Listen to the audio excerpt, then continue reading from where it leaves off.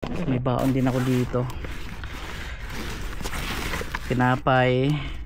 Naku, yung kanin ko baka nakalimutan. Ayan, may baon ako tinapay dito. Kulang ko nga pala itlog.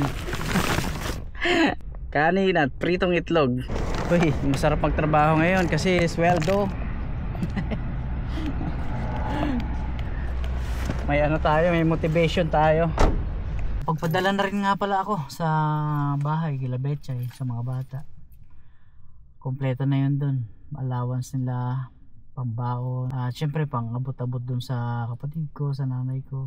So hindi man masyadong malaki pero ay nakakapag-abot tayo kahit konti.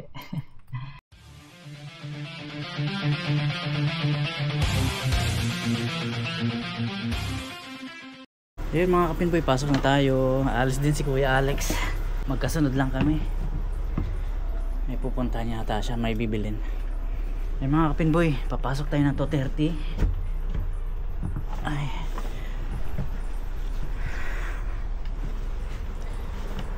Okay, ayun yung sasakyan natin. Ayun, lagay ko muna sa loob tong baon ko. Ayun o.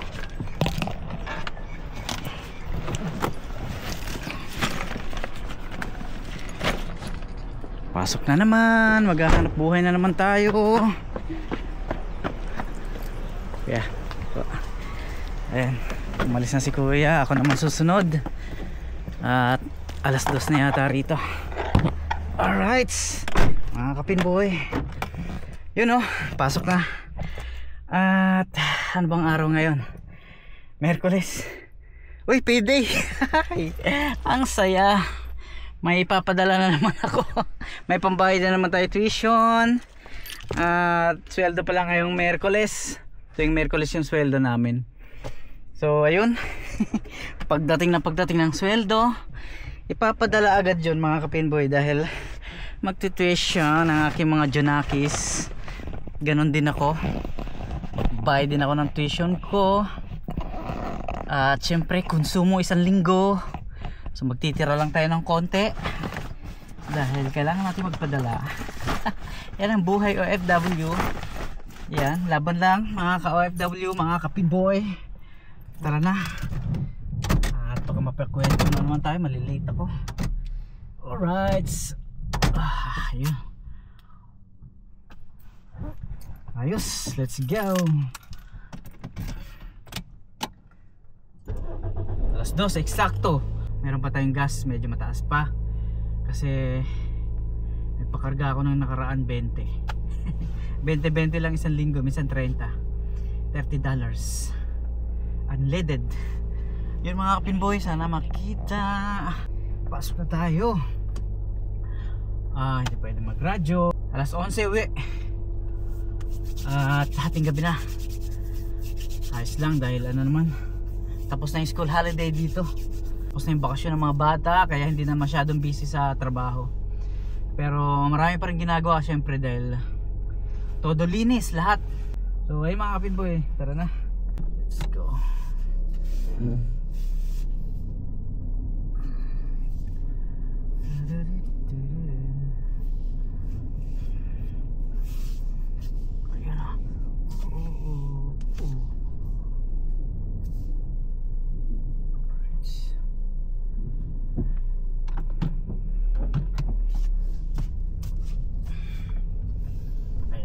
Sarado natin yung gate. Sarado natin yung gate.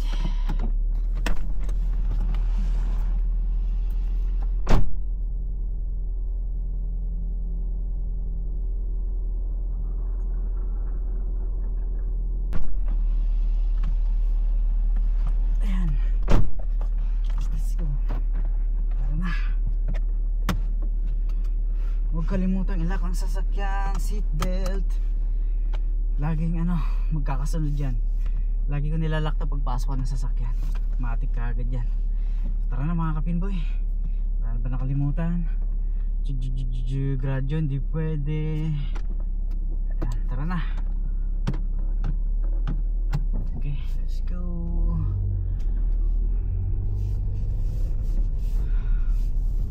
Maganda yung panahon ngayon. mainit na malamig. Pagdating dito dapat silip-silip kasi may mga tumatawid ng mga estudyante rito. Ay, may pumasok, sayang. Patapusin natin to.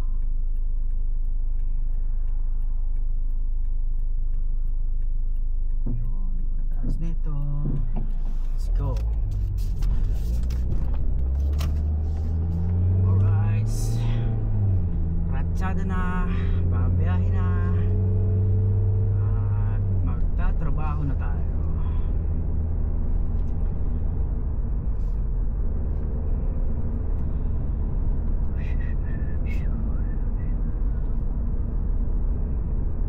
Ganda ng sikat ng araw ngayon ah.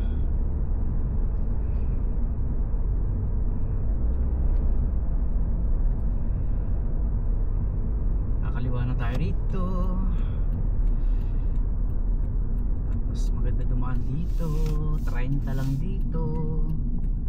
Uy, ang taas ng araw.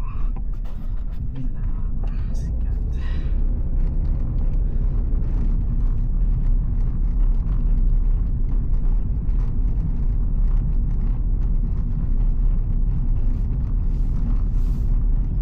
Ito yung binili ko, $3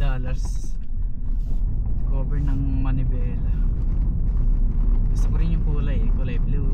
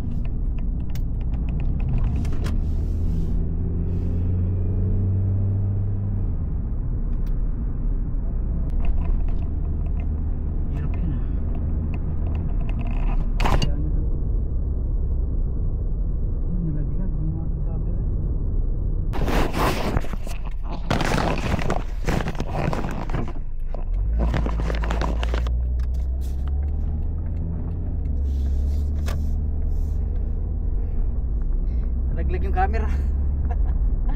Oh my god.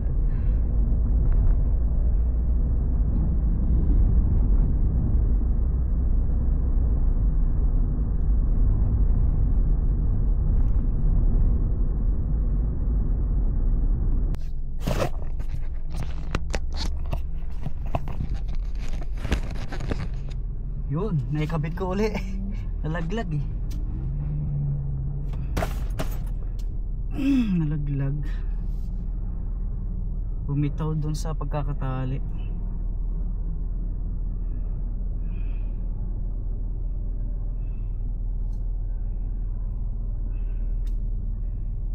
Alas 2:14. 15 minutes pa.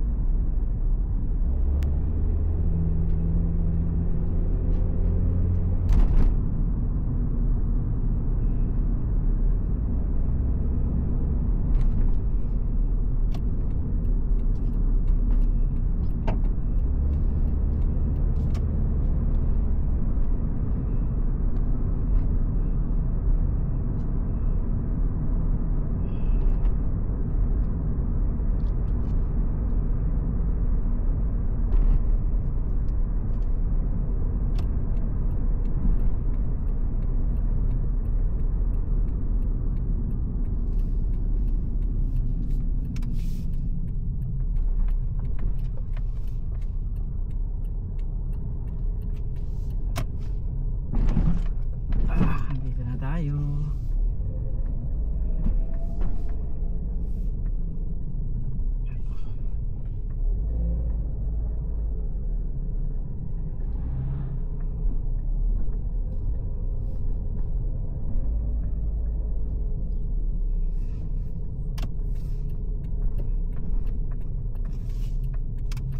Dito tayo sa kabila.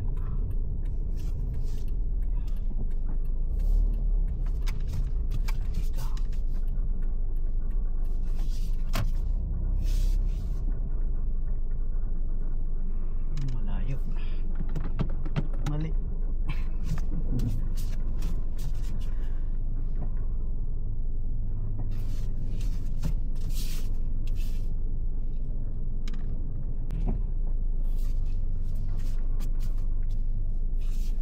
Yun. Yun oh.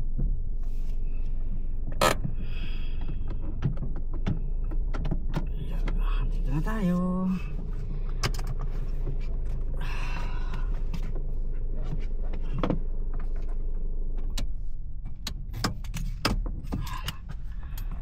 Tayo mga kapinboy. Sarado lang natin itong manibela. Ilak lang natin yung manibela. Ayan. Nakarating din. Ang oras ngayon ay may 15 minutes pa, alam ko eh. Ayun o, 2:17. May oras pa tayo. So ayan, gusto kong patiin family Abad dito sa New Zealand. Mga kaibigan ko yan, sila Mark at yung wife niya at mga anak niya. Nagbablog din sila dito. At baka sakaling mabisita nyo siya, ito yung channel nila. Ayan, dito ko ilalagay. Baka masilip nyo po pagka may time po kayo. So pakisuportaan din po sa kanila. So ayun mga kapinboy, meron pa tayong 10 minutes na lang. So ayan, papasok na tayo. Mga siguro mga 23. Ayan, mga 23 tayo pupunta ron, magta time in. So maganda rin yung mga content nila Mark eh. Nagpunta sila ng Ruapeho nung nakaraan doon sa mga snow. Meron din silang vlog kung paano rin sila nakarating dito sa New Zealand.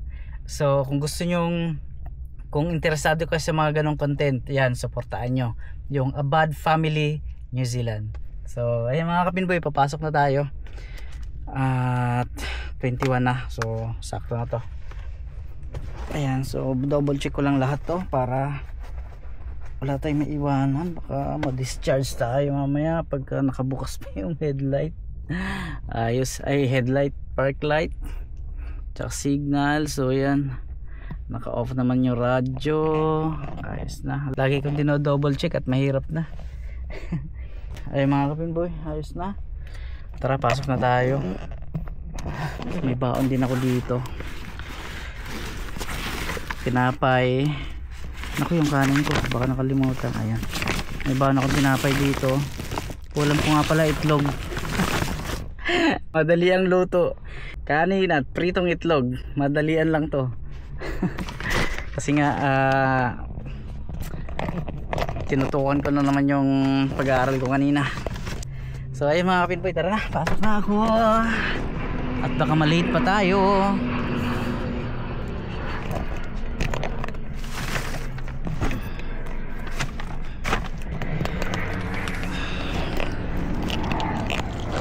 Uy, masarap magtrabaho ngayon kasi sweldo. May ano tayo, may motivation tayo. Sweldo, payday. Ay mga kapinboy, pasok na ako doon. Lock muna natin pala. Yun o. Alright. So yun mga kapinboy, pasok na ako at magkita-kita tayo pag out ko na alas 11. Tatawid na ako dito. At kita-kits mamaya pag out ko na 11. Thank you. 8 hours later. So yung mga kapinboy, naka-out na tayo ng 11. Pasado na siguro mga 11:10. Punta na tayo ng sasakyan at uwing-uwi na ako. Pagod, marami tayong ginawa. Ayun, nandun na yung sasakyan natin, dalawa nakaparada.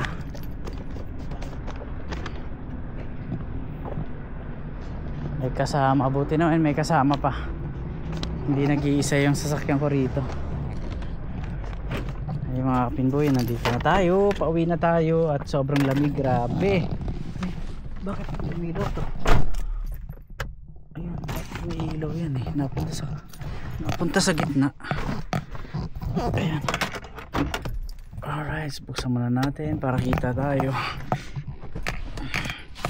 Ayan, nakatapos na naman tayo ng isang araw.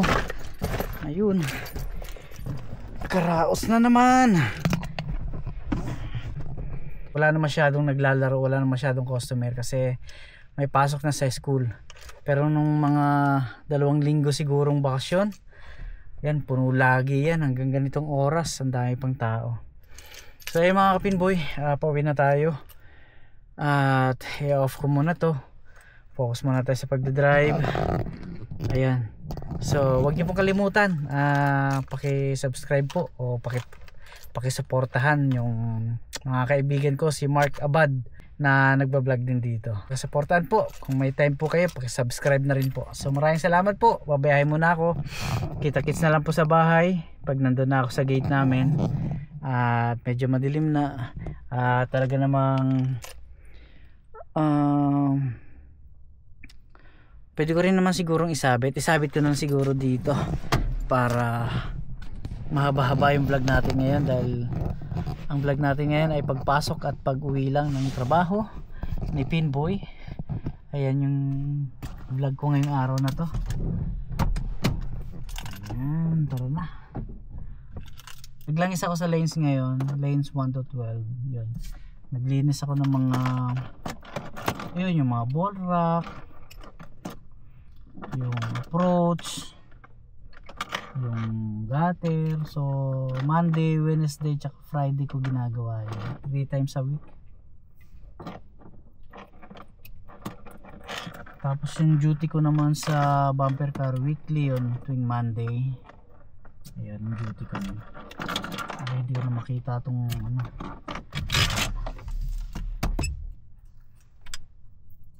So nagawa ko naman lahat yung aking trabaho ngayon, dahil nga sa hindi masyadong matao. So ayos. At nakapagpadala na rin nga pala ako sa bahay kila Betchay, sa mga bata. Kompleto na yun dun, allowance nila, pambaon, at syempre pang abot-abot dun sa kapatid ko, sa nanay ko. So hindi man masyadong malaki, pero ayun, nakakapag-abot tayo kahit konti. So ayun mga kapinboy, pauwi na tayo. Kita-kits na lang sa bahay. Ay, kita-kits na lang pala sa biyahe ko. At ilalagay ko lang to dito. Kahit na madilim, pasensyahan nyo na. So babiyahe tayo. Papatayin ko to. So paandarin ko na to mga kapinboy. Ayan.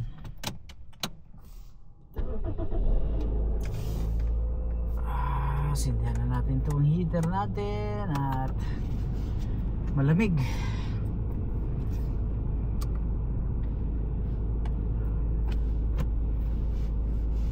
Patayin ko na to. So kita-kits na lang po sa biyahe.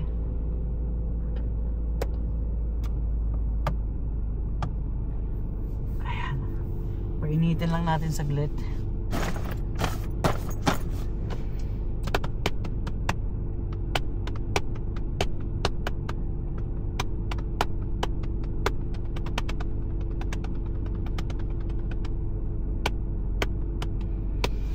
Alas 11:17 11:17 na ng gabi mga kapinboy, mag-alas 12 na. Painitin lang natin saglit, tapos batche na tayo.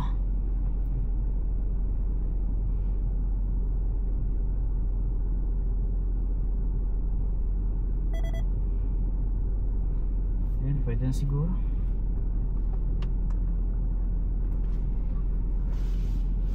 Yan. Tara na.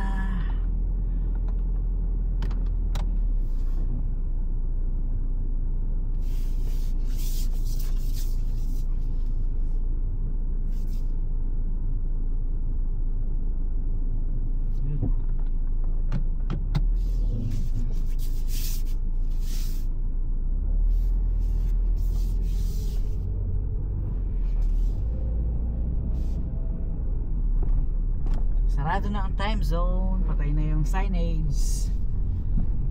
Alas 11 lang kami. Bukas to 30 uli ang pasok ko, to 30 to 11. Yun mga kapinboy, nandito na tayo. Bubuksan ko na yung gate. Ayun, maraming salamat sa panonood. Nakarating na tayo ng bahay, makakapahinga na tayo. At ano bang gagawin ko? Wala, may tinapay yata ako dito, merenda.